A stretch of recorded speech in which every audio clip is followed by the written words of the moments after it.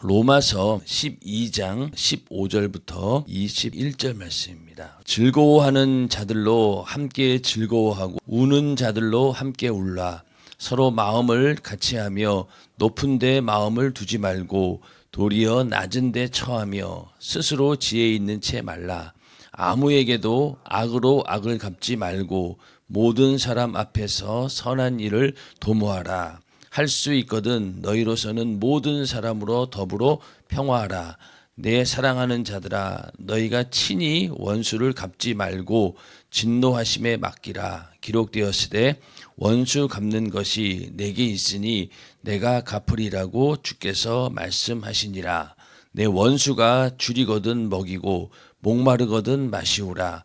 그리함으로 내가 숯불을 그 머리에 쌓아 놓으리라. 악에게 지지 말고 선으로 악을 이기라. 네, 오늘은 로마서 12장 15절부터 21절 말씀을 중심으로 선으로 악을 이기라라는 제목으로 로마서 77번째 시간이 되겠습니다. 그 주님의 몸된 교회의 한 지체로서 하나님의 은혜와 사랑을 받은 자로서 어떻게 살아야 될까에 대해서 이제 로마서 12장부터 말씀을 하고 있는데, 먼저 하나님께 우리가 삶 전체를 드리는 그런 예배자로서의 삶을 살아야 된다, 이렇게 말씀을 하면서 여러 가지 이제 이야기들이 쭉 나옵니다. 오늘 말씀도 사실은 읽어만 봐도 다 이해는 되지만은 참 이게 실천하기란 이제 보통 어려운 일이 아닙니다. 이런 사랑을 실천한다라고 하는 것이 우리 인간의 어떤 육신의 한계를 가지고는 참 어려운 일들이 많죠. 맨 마지막에 원수를 사랑하는 일, 이런 일은 정말로 인간으로서는 하기 힘든 일입니다. 그래도 하나님께서는 우리에게 하실 수 있다라고 하는 우리에 대한 믿음을 가지고 너희도 이렇게 행해야 된다라고 또 이렇게 사도 바울을 통해서 말씀을 하고 있습니다. 그래서 우리가 주님의 몸된 교회의 지체이기 때문에 사랑을 실천해야 되는데, 여기 보면은 사랑도 좀 단계가 있어요. 15절 16절은 성도에 대한 사랑, 교회 내에서 옆에 있는 성도들을 대하는 그런 사랑을 말하고 있고, 그 다음에 17절 18절은 불신자들에 대해서 어떻게 우리가 사랑해야 될 것인가라고 이야기하고 있고, 그 다음에 19절부터 21절까지는 어떻습니까? 바로 원수까지도 너희가 사랑해야 된다라고 하면서 그 사랑의 범위가 점점 넓어져서 옆에 있는 성도들뿐만이 아니라 원수까지도 너희가 사랑해야 된다라고 말씀을 하고 있습니다. 먼저는 즐거워하는 자들로 함께 즐거워하고 우는 자들로 함께 울라. 이렇게 교회라고 하는 공동체 안에서 우리가 동고동락한다. 서로의 기쁨과 슬픔을 서로 나눈다라는 그런 말씀입니다. 그런데 사실은 뭐 기쁜 일을 나누는 거는 뭐 다들 좋아합니다. 기쁜 일 가운데는 뭐 먹을 것도 있고 또 서로 뭐 좋은 분위기 속에서 기뻐하는 건 참 이거는 누구나 쉽게 할 수 있지만은 우는 자들로 함께 울라라고 하는 것은 이게 쉬운 일은 아니에요. 왜냐면은 우리가 이렇게 예수를 믿고 또 예수와 함께 사는 것이 어떻게 보면 기쁨 그 자체입니다. 그렇기 때문에 항상 우리는 기뻐하라고 했으니 기뻐해요. 그런데 나는 그렇게 예수와 함께 있음으로 기쁨으로 가득하지만은 우리의 시선과 마음은 항상 그렇지 못한 자들을 향하고 있어야 된다. 그래서 만약에 나 혼자 웃고 있다면, 또 그러면서도 누군가 울고 있는 것을 그냥 보고만 있다면 온전한 그리스도의 삶은 아니다라는 것이죠. 그러니까 나는 기뻐요. 나에게 기쁜 일이 있고 좋은 일도 있고 또 늘 예수 안에 있으니까 뭐 기쁘죠. 그렇지만은 항상 우리의 시선은 그렇지 못한 자들을 향해 있어야 된다. 그래서 요즘에는 공감이라고 하는 것이 굉장히 중요한 이슈가 됩니다. 공감이라는 말이 굉장히 중요해요. 그래서 이게 말하다가도 이렇게 공감을 해주지 않으면은 자기를 무시한다라고 생각하고 이게 소통이 안 됩니다. 소통이 안 돼요. 그러니까 항상 누가 얘기하든 간에 거기다 맞장구를 잘 쳐줘야 돼요. 부부간에도 여자가 무슨 얘기를 하면은 남자가 반응을 잘 해줘야 됩니다. 시큰둥하게 했다가는 이제 서로 이게 불씨가 돼요. 내가 한 말을 왜 무시하는 거야? 서로 공감하지 못한다는 거에 대해서 굉장히 예민하게 반응하는 시대입니다. 그렇기 때문에 항상 공감을 귀를 쫑긋하면서 잘 들어야 돼요. 저 사람이 왜 저런 의도로 지금 얘기를 하는 걸까? 그래서 나 좀 살 좀 빠진 것 같아. 여자가 이렇게 물어보는 순간 남자는 막 긴장한대잖아. 이거 도대체 어떻게 말을 해야 되나? 진짜 살쪘다라고 얘기해야 되나? 아니면은 괜찮다고 얘기해야 되나? 그래도 괜찮다 얘기하면은 무관심하다 그럴 것이고 또 살쪘다 그러면은 진짜 살쪘냐고 뭐라 그러고 그러니까 굉장히 난처한 상황이 오게 되는데 그만큼 시대가 서로 공감하기를 간절히 원한다는 거예요. 예, 공감하기를. 근데 이 공감하기 위해서는요, 16절에 있는 말씀처럼 서로 마음을 같이 하며 이게 이루어지지 않고는 안 되는 거죠. 그래서 타인을 자신처럼 여기지 않으면 결코 이렇게 함께 즐거워하고 함께 울 수 있는 그런 상황이 안 되는 거예요. 항상 우리는 타인을 자신처럼 여기는 그 이웃을 내 몸과 같이 여기라라고 하는 말씀이 있어야지만이 우리가 서로 공감할 수 있습니다. 그래서 항상 사람들의 말에 잘 귀를 기울이고 빨리 그 공감할 수 있는 포인트를 잘 잡아야지만 사람 마음을 얻을 수 있습니다. 영혼을 섬기고 또 그런 분들은 이런 것들을 잘해야죠. 이런 걸 잘하시는 분들이 전도도 잘하고 또 이렇게 사람들을 이렇게 잘 이렇게 인도해가지고 교회에 정착시키는데도 이런 달란트 있는 분들은 잘하셔요. 그런데 공감 능력이 별로 없는 사람들은요, 항상 보면은 이게 잘 안 돼요. 이게 사람과의 관계가. 이 공감을 잘하면 됩니다. 특히 또 이제 어린아이들도 아이들도 이 공감을 잘해줘야 돼요. 예, 공감을 잘해줘야 됩니다. 저도 이제 여기 동탄 와가지고 이제 여기 방방이 타는 애들을 만나잖아요. 그러면은 참 공감하기가 어려워요. 세대 차이도 많이 나고 그런데 이제 뭐 다른 거 없죠. 그냥 애들이 오면은 그냥 야 잘 왔다 그러고 했더니만은 한 1년 지나고 보니까 맨날 까칠하게 굴던 애가 어느 날 갑자기 바뀌었어요. 지난주에 교회 왔더라고요. 맨날 만날 때마다 걔는 까칠했었어요. 하여튼 말을 하는 것도 정말로 뼈대에 있는 말하고 그런 애가 갑자기 변화돼가지고 왔더니 막 굉장히 온순해졌더라고요. 그래서 야 그래도 뭐 지금까지 그냥 맞장구 쳐주고 공감해 준 게 그래도 뭔가 효과가 있구나라는 그런 작은 기쁨이 있었습니다. 그런 것처럼 이 어린아이들도 그런 굉장히 중요시 여기죠. 공감해주고 자기 형편을 알아주고 또 거기에 관심 가져주는 것 이건 뭐 인간 누구나 다 원하는 바입니다. 요즘 시대는 더 그렇기 때문에 우리가 이 말씀을 잘 기억해서 함께 즐거워하고 또 함께 울 수 있는 그런 공감대가 형성이 되어서 많은 영혼들을 우리가 품을 수 있는 그런 성도들이 다 되시기를 주님의 이름으로 축원합니다. 그래서 서로 마음을 같이 해야 된다는 거예요. 그리고 또 높은 데 마음을 두지 말고 도리어 낮은 데 처하며 스스로 지혜 있는 채 말라. 겸손해야 된다라고 하는 이야기는 성경에서 뭐 계속 얘기하고 있는 거고 빌립보서 2장 3절에도 아무 일에든지 다툼이나 허영으로 하지 말고 오직 겸손한 마음으로 각각 자기보다 남을 낮게 여기고 이게 중요하죠. 항상 자기보다 남을 낮게 여기고 이것만 있으면은 우리는 교만하지 않을 수 있습니다. 그래서 이러한 그 겸손한 것이 또 이 12장 3절에도 우리가 그 말씀이 있죠. 12장 3절에도 어떻게 나오냐면 내게 주신 은혜로 말미암아 너희 중 각 사람에게 말하노니 마땅히 생각할 그 이상의 생각을 품지 말고 오직 하나님께서 각 사람에게 나눠주신 믿음의 분량대로 지혜롭게 생각하라. 이 말씀도 같은 내용이기도 합니다. 그래서 이러한 겸손한 것이 단순히 외적으로 드러나는 행위가 아니라 정말로 이 마음에서 우러나는 그런 행동이어야 된다. 그래서 이게 서로 마음을 같이 해야 됩니다. 마음이 같지 않으면은 겉으로 그냥 행동만 그럴 뿐이죠. 마음은 전혀 그렇지 않은데 행동만 그렇게 한다라고 하면 그것은 외식이 되는 것입니다. 그러면서 또 스스로 지혜 있는 채 말라.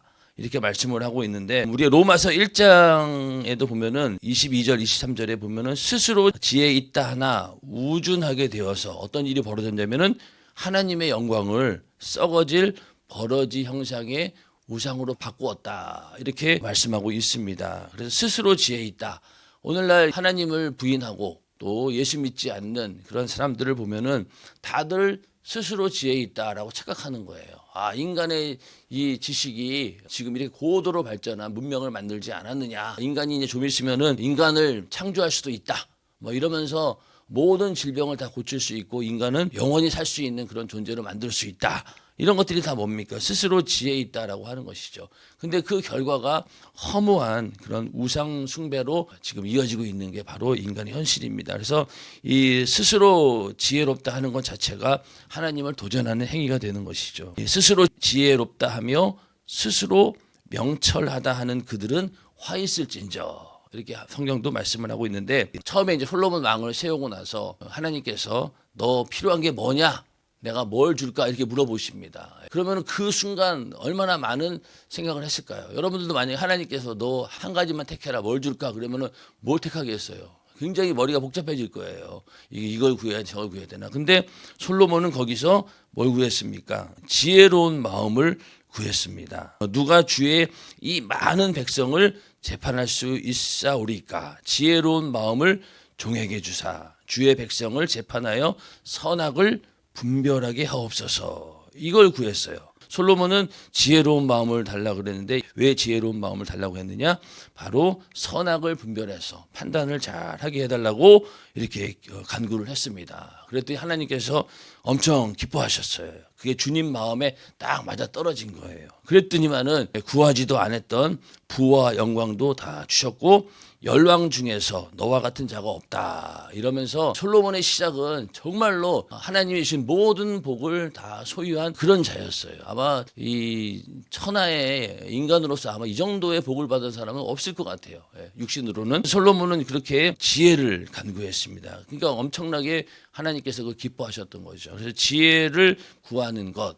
그러니까 왜냐하면 이 지혜의 근본이 바로 하나님이시기 때문에 우리는 하나님으로부터 오는 지혜를 얻어야 되는 것이지 스스로 지혜 있다라고 할 때는 결국은 망한다는 거예요. 화가 있다는 겁니다. 그런데 이 솔로몬도 나중에 가서 말년에 가서 삐끗해가지고 자기 스스로 지혜자가 되려고 했던 게 있는데 전도서 7장 23절에 보면은 내가 이 모든 것을 지혜로 시험하며 스스로 이르기를 내가 지혜자가 되리라 이런 적이 있었다는 거예요. 스스로 내가 지혜자가 되겠다라고 했더니만은 지혜가 나를 멀리하였도다 이렇게 전도서 7장 23절에서 고백을 하고 있습니다. 그러니까 이 스스로 지혜 있다라고 하는 순간 이 지혜가 멀어져 버린다는 거예요. 그래서 우리는 항상 이 지혜가 나에게서 나오는 것이 아니라 바로 지혜의 근원이신 하나님에 의해서만 가능하다라는 그런 믿음을 가지고 항상 지혜를 구하는 우리 모두가 되기를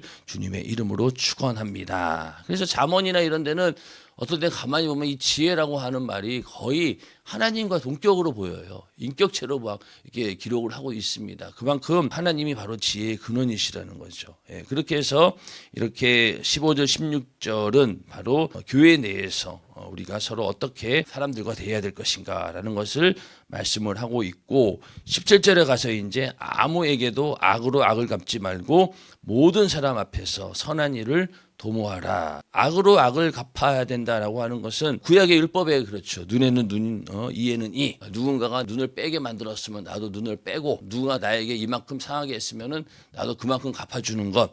그게 바로 구약의 율법의 기준입니다. 근데 사실은 그 구약의 율법을 그렇게 정한 이유가 있어요. 왜 그럴까요? 만약에 눈에는 눈, 이에는 이 그렇게 딱 정해주지 않으면 어떡할까요? 네가 내 눈 뺐냐? 나는 네 모가지를 잘라버린다. 이런 식으로 나오는 거 인간이잖아요. 한 배로 갚아주고 그게 바로 인간의 그 속성입니다. 그러니 나한테 조그만 상처를 줬어요. 그러면 그거 갖다가 그냥 한 100배는 더 갚아가지고 그 사람을 거의 반 죽인다 그러면은 이게 그 질서가 무너지잖아요. 그렇기 때문에 이 구약의 율법은 어떻게 보면은 인간으로서 지켜야 되는 그런 도덕의 가장 하한선인 거예요. 그 밑으로 내려가면 안 돼. 최대한 눈에는 눈, 이에는 이. 네가 받은 대로만 갚아주면 되는 것이지 그 이상으로 갚아주면은 너는 안 된다. 그렇게 정한 것이 바로 구약의 율법입니다. 근데 예수님께서는 구약의 율법을 넘어가지고 우리 인간이 할 수 있는 그런 상한선을 제시한 거죠.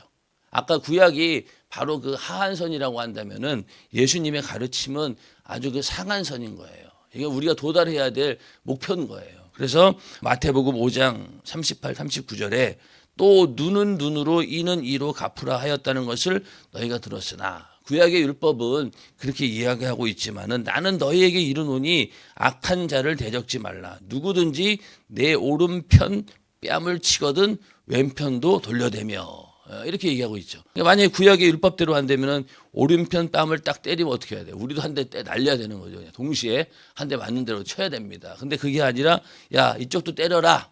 이렇게 나와야 된다는 거죠. 이거는 어떻게 보면 우리가 할 수 있는 인간으로서 어떤 도덕의 상한성이 되는 거예요.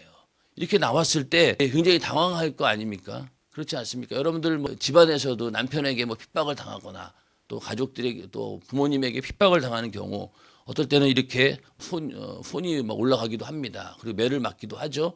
그럴 때 거기에서 마음 같아서는 확 그냥 다 엎어버리고 나오고 싶은 마음이 굴뚝 같겠지만은, 그러나 또 이렇게 예수님 말씀이 기억이 나서 참고 끝까지 그 영혼을 사랑하는 마음으로 참고 인내할 때 그 사람이 굉장히 당황해하는 거죠. 이 정도 했으면 이렇게 나와야 되는데 여기에서 오히려 전혀 엉뚱한, 자기가 생각하지 않는 방향으로 흘러가네. 거기에서 이제 무릎을 꿇게 되는 겁니다. 그 안에 진정한 그 영혼을 사랑하는 마음이 있다라고 하면은 그 사람이 이제 무릎 꿇게 된다는 거죠. 하나님께서 아무에게도 악으로 악을 갚지 말고 모든 사람 앞에서 선한 일을 도모하라, 이렇게 말씀을 하고 있는데, 이게 바로 우리가 넘어야 될 그런 산인 거예요. 이게 바로 우리가 주님이 요구하시는 거기 때문에 거기까지 우리가 일을 해야 된다는 겁니다. 근데 만약에 악을 악으로 다 갚아버리면요, 이 온 세상이 그냥 악으로 다 가득 차게 됩니다. 그렇지 않겠어요? 다 악을 악으로 갚아버리면은 그냥 이게 악이 또 악을 낳고, 그러니까 예를 들어서 원수를 갚았어요. 그러면 원수를 갚을 때 그걸 또 본 자식들이 있네. 또 그 자식이 또 저 사람이 내 원수야. 그리고 또 원수 갚으려고 또 그럴 것이고. 그러면 또 그 이후에 또 계속 이어지게 되면서 결국은 이 온 세상이 악으로 가득 차게 되는데, 결국 그건 뭡니까? 사단 마귀가 원하는 그런 세상이 된다는 거예요. 그걸 먼저 우리가 없애기 위해서는 악을 악으로 갚지 말고 모든 사람 앞에서 선한 일을 도모해야 된다라고 말씀을 하고 있죠. 그러면서 또 할 수 있거든 너희로서는 모든 사람으로 더불어 평화하라. 12장 14절에도 너희를 핍박하는 자를 축복하라. 축복하고 저주하지 말라. 뭐 같은 이런 내용이 될 거고요. 그러면서 이제 이 예수 믿는 사람은요, 이 세상과 갈등이 일어날 수밖에 없어요. 왜 그럴까요? 우리 안에 예수님이 계시기 때문에. 요한복음 15장 18절에 세상이 너희를 미워하면 너희보다 먼저 나를 미워한 줄을 알라. 내 안에 예수가 있으니까 미워한다는 거예요. 그러니 예수를 믿는 사람 그리스도인들은 세상에서 이렇게 갈등이 일어날 수밖에 없고 세상 사람들이 우리를 미워할 수밖에 없다라는 사실을 전제해 놓고 우리는 살아야 됩니다. 여러분들 경험해 보시잖아요. 예수 믿는 게 뭔 죄입니까? 그런데 왜 핍박해요? 왜 핍박합니까? 핍박할 이유가 없죠. 그런데도 그렇게 세상이 나를 미워하는 이유는 내 안에 예수가 있고, 세상이 예수를 미워하죠. 두려워합니다. 미워하기보다는 두려워하는 거죠. 그러니 핍박하는 사람 입장에서도 자기가 예수 믿고 구원받는 게 악한 영이 그걸 두려워하는 거예요. 그러니까 저 집안에 누가 예수 하나 믿으면은 이제 긴장하는 거죠. 마귀 역사도 이러다가 온 집안 다 예수 믿으면 안 된다. 그러니까 결사적으로 막다 보니까 핍박까지 하게 되는 겁니다. 그래서 먼저 우리가 세상이 나를 미워한다라고 하는 것을 전제해 놓고 우리는 살아야 됩니다. 그리고 또 예수님께서도 이 땅에 오셔서 하신 일이 바로 하나님과 인간 사이의 이 불화를 화목해 하신 그런 일을 감당하셨기 때문에 하나님과 원수되었던 우리를 예수님의 그 사랑으로 하나님과 화목하게 만드신 분이 바로 예수님이 하신 일이 바로 그 일이기 때문에 우리도 당연히 예수와 함께 한다라고 하면은 그 일을 행해야 되는 것이죠. 그래서 고린도후서 5장 18절에 모든 것이 하나님께로 났나니 저가 그리스도로 말미암아 우리를 자기와 화목하게 하시고 또 우리에게 화목하게 하는 직책을 주셨으니, 화목하게 하는 직책을 주셨다는 거예요. 이게 우리의 임무입니다. 직책이니까. 화목하게 하는 직책을 줬기 때문에 모든 사람으로 더불어 평화하라. 이 말씀이 우리의 삶 가운데 이루어져야 된다는 겁니다. 그래서 모든 사람과 화목하는 거. 근데 이게 또 뭐라고 해야 되나요? 인본주의적으로 좋은 게 좋은 거라고 타협하라는 얘기는 아닙니다. 여기서 분명히 우리가 해야 될 것은 주 안에서 평화를 해야 되는 것이지, 만약에 모든 사람과 평화해야 된다고 그러면 이제 불신자 남편하고 잘 맞춰서 주일날도 뭐 놀러도 가고 거기 기준에 맞춰야 되겠네요. 평화하기 위해서. 그건 아니죠. 모든 전제는 우리가 주 안에서 하나님 말씀 안에서 해야 된다는 겁니다. 자, 그 다음에 19절에부터 이제 원수를 대하는 그런 얘기가 나오는데, 내 사랑하는 자들아 너희가 친히 원수를 갚지 말고 진노하심에 맡기라. 기록되었으되 원수 갚는 것이 내게 있으니 내가 갚으리라고 주께서 말씀하시니라. 원수 갚는 일이 하나님께 있다는 거예요. 그래서 친히 원수를 갚지 말고 하나님께 심판을 맡겨야 된다라고 것이다라는 겁니다. 그래서 신명기 32장 35절에 그 말씀이 있어요. 보수는 내 것이라 그들의 실족할 그때에 갚으리로다. 그들의 환난의 날이 가까우니 당할 그 일이 속히 임하리로다. 그러니까 복수는 하나님 소관이고 하나님이 친히 갚아주신다는 거예요. 전쟁은 하나님께 속한 것이다 이렇게 얘기하잖아요. 그러니까 똑같은 얘기예요. 원수 갚는 일은 어떻게 보면 영적인 싸움입니다. 악한 영과의 싸움인데 그걸 우리가 할 수 없다는 거예요. 하나님께 맡기라는 거죠. 그러면은 전쟁에 이기게 하시는 분이 하나님이시니까 그 일을 갚아주신다는 거예요. 우리가 해봤자 오히려 그럴 능력도 안 되고 오히려 더 악화되니까 원수 갚는 일을 하나님께 맡기라 이렇게 말씀하면서 더 나가서 네 원수가 줄이거든 먹이고 목마르거든 마시오랴. 그리함으로 내가 숯불을 그 머리에 쌓아 놓으리라. 이것도 잠언에 있는 말씀을 인용한 건데 원수에게 잘해주는 게 그 머리 위에 숯불을 쌓는 것이다 이렇게 얘기하고 있는데 이 머리에 숯불을 쌓는다라고 하는 말이 뭐냐, 뭐 여러 가지 의견이 있습니다. 첫 번째는 이 고대에는 불이 굉장히 중요해요. 소중해요. 불을 쉽게 얻을 수 있는 게 아니에요. 우리야 뭐 지금 뭐 성냥도 있고 라이터도 있고 그러니까 금방 불을 얻을 수 있지만 옛날에는 그렇지 않았습니다. 그래서 불씨를 서로 나눈다라고 하는 것은요, 대단한 호의를 나타내는 거예요. 내가 이 불씨를 준다라고 하는 것은요, 굉장한 호의를 베푸는 겁니다. 사랑의 실천을 말하는 겁니다. 또 두 번째는 이 숯불을 담은 그릇을 머리에 이고 다니는 것은 회개의 상징이다. 그래서 이 원수가 회개하고 돌이킨다라는 그런 의미도 있고, 또 세 번째는 우리가 아니라 하나님이 그 원수의 머리에 숯불을 두는 것이기 때문에 궁극적으로 우리가 이기는 것이다. 이렇게 우리가 해석할 수가 있습니다. 뭐 세 개가 다 비슷한 말이기도 해요. 그래서 우리는 그냥 그 원수를 사랑할 때 오히려 그 원수 갚는 일이 그걸로 이루어진다는 거예요. 그래서 이 머리 위에 불타는 숯불을 놓아라 이 얘기는 선행을 우리가 베풀면은 그가 회개하고 돌이킬 수 있다는 거죠.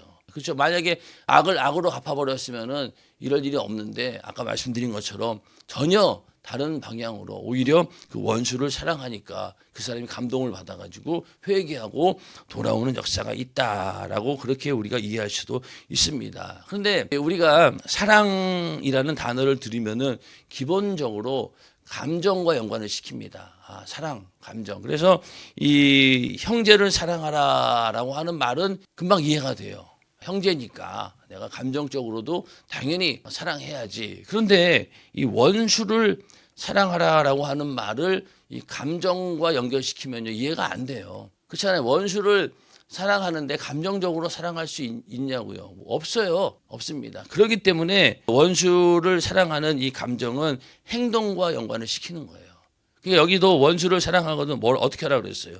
원수가 줄이거든 먹이고 목마르거든 마시우라. 그렇죠? 이거는 우리의 감정과는 또 별개의 문제인 거예요. 내 마음으로는 참 그 사람이 참 원망스럽기도 하고 왜 저럴까 안타까운 마음에도 있지만은 그러나 우리가 할 수 있는 건 뭐예요? 내 감정은 그 사람을 사랑하는 일이 힘들 수는 있지만은 이렇게 행동은 할 수 있다는 거예요. 행동을 할 수 있다는 거예요. 담임 목사님께서도 가끔 말씀하시는 거 보면은 핍박하는 분들이 있었죠. 이단 정죄하는 일에 앞장섰던 사람들, 뭐 그런 사람들이 있었죠. 그렇지만은 그 사람들에게 잘 해줍니다. 뭐 때가 되면 선물도 보내고 그렇게 행동으로 보여주는 것이지 감정적으로는요 그게 어떻게 해결이 잘 안 돼요. 그러니까 하나님께서도 그 감정도 중요하지만 무엇보다 먼저 행동으로 이렇게 보여줄 때 그것이 바로 이 원수를 사랑할 수 있는 힘이 되고 길이 된다는 거예요. 그러니까 우리도 감정적으로 그거를 이해하고 그 사람의 원수 짓고 있는 그 마음을 없애려고 하면 힘들어요. 그런데 일단은 행동으로 옮기게 되면은 그것이 감정도 해결이 될 때가 있어요. 그렇기 때문에 먼저 우리는 여기 말씀대로 줄이거든 먹이고 목마르거든 마시우라는 거예요. 이렇게 사랑의 실천을 해야 된다고 하는 것인데 쉽지 않아요. 쉽지 않습니다. 그러면서 이 악에게 지지 말고 선으로 악을 이기라 이렇게 말씀을 하고 있습니다. 그래서 악을 악으로 갚으면은 얼핏 보기에는 이기는 것 같지만 실제로는 이 악에게 지는 것이다. 왜냐하면 우리도 똑같이 악을 행하는 것이기 때문에 악을 악으로 갚으면 나도 똑같이 악을 행하는 자가 되기 때문에 악을 이기는 것은 바로 악을 행하지 않고 선을 행하는 것이다. 그래서 이 먹고 마시게 하라는 것입니다. 그렇죠? 위에 줄이면 먹이고 목마르면은 마시게 하라는 건데 어떻게 보면은 먹고 마시는 것은 육신적인 거죠. 육신적인 것으로 선행을 베푸는 건데 엄밀히 따지면은요, 우리는 이 이면에 영적인 것을 봐야 됩니다. 원수를 사랑할 때 줄이거든 먹이고 목마르거든 마시오라. 자, 우리가 먹을 것 아무리 주고 목마를 때 물 준다라고 해서 그 영혼이 구원받는 건 아니죠. 정말로 원수를 우리가 사랑한다라고 하면은 그 영혼이 살 수 있는 것이 우리의 목적입니다. 자, 우리가 원수가 나를 괴롭혔습니다. 그럼 그 영혼을 우리가 사랑하는 근본적인 이유는 뭡니까? 원수를 사랑하는 이유가 그 영혼을 어떻게든 살리기 위한 것이 우리의 목적이잖아요. 그러니 저 원수 같은 놈, 저번에 행동은 참 밉고 그러지만은 속아서 그런 겁니다. 악한 마귀에게 거기에서 벗어나서 저 영혼도 예수 믿고 구원받아서 자기가 속고 있다라고 하는 사실을 깨닫고 돌아오기를 원합니다. 이런 마음이 있으니까 우리가 원수를 사랑하는 것이지 뭐 우리가 뭐 성인군자입니까? 그렇죠. 아무런 이유 없이 우리가 원수를 사랑할 이유는 없잖아요. 그런데 이 원수를 사랑하는 것은 그 영혼이 구원받기를 간절히 원하는 그런 마음이 있기 때문에 원수가 줄일 때 먹을 것을 준다는 얘기는 바로 생명의 양식이신 예수의 살을 먹게 하고 그리고 목마를 때 그 영혼의 음료인 예수의 피를 마시게 하라 이런 의미인 거예요. 그러니까 우리가 하는 모든 선행과 구제나 이런 것들에 거기에 뭐가 있어야 되는 거예요. 복음을 전하는 게 있어야 된다고 하잖아요. 그렇죠? 그러니까 결국에 모든 사람들을 구원하는 길은 복음을 전해서 예수 믿게 만들어서 원수라 할지라도 돌이키는 거. 이게 우리가 해야 될 일입니다. 그래서 김정은이도 회개하고 예수 믿고 구원받게 해주세요라고 기도하는데 여러분들 그 기도가 진정으로 하는 기도잖아요. 그렇죠? 진정을 하는 기도, 그 세상 사람들은 이해 못합니다. 근데 우리는 김정은이라 할지라도 예수 믿고 변화되면은 정말로 구원받는 것도 감사하고 그가 지금 저지르고 있는 이 악행들을 멈출 것이다. 이렇게 기대하잖아요. 그러니까 핍박하는 사람들, 그렇게 핍박하는 남편을 위해서 기도하는 이유가 뭡니까? 바로 이 원수에게서 나오게 되면은 마귀에게서 나오게 되면은 결국 그도 변화되게 되고 이 모든 이 핍박이 중단되어지고 악행이 중단될 것이다라는 것이기 때문에 우리는 끝까지 그 원수라 할지라도 영혼을 사랑하고 그들에게 계속 예수의 복음을 전해서 그 영혼이 살도록 하는 것. 이게 바로 우리가 할 수 있는 일이고 오늘 말씀처럼 선으로 악을 이기라라고 하는 말씀을 이룰 수 있는 것입니다. 오늘 로마서에 있는 말씀을 잘 기억하면서 이 말씀이 우리의 삶 가운데 온전히 이루어진다라고 하면은 정말로 모든 사람들을 다 우리가 품을 수 있겠죠. 그렇죠? 옆에 있는 성도들뿐만이 아니라 불신자들 또 심지어 나를 핍박하고 나를 원수처럼 대하는 자들까지도 우리가 다 품을 수 있는 비결이 바로 오늘 이 말씀을 통해서 우리가 그것만 이루어진다면은 다 이룰 수 있다는 겁니다. 그래서 오늘 말씀이 우리의 삶 가운데 온전히 이루어져서 모든 사람들을 품고 또 모든 사람들에게 복음을 전하는 그런 전도자의 삶이 다 되어지기를 주님의 이름으로 축원합니다.